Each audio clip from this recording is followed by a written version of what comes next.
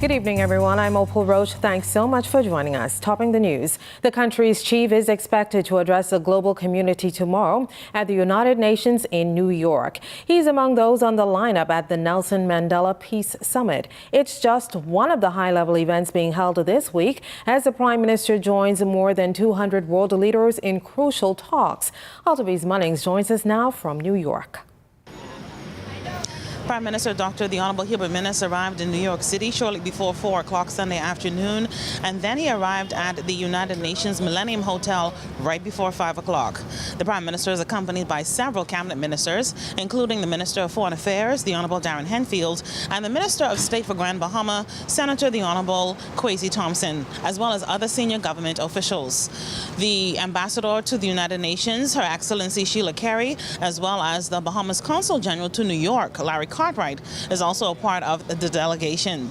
We can tell you that the Prime Minister will begin his week here in New York very early Monday morning. He's expected to address the Nelson Mandela Peace Summit at the United Nations General Assembly. It's the building that you can see behind me.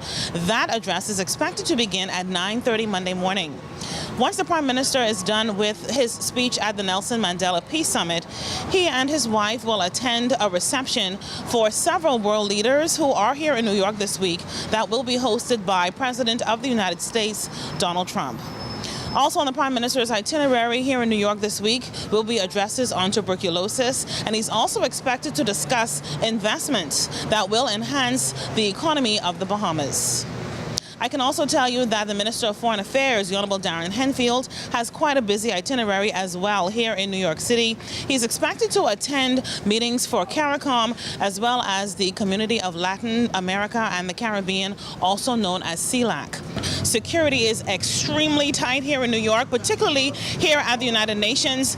U.S. Secret Service, Federal Service, New York Police Department, all sorts of security officials are at the hotel and surrounding areas of the United Nations building to ensure that this entire area is well secured.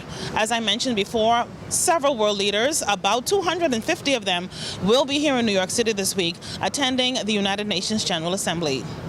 Reporting from New York City, I'm Altavi's Munnings, ZNS Network News.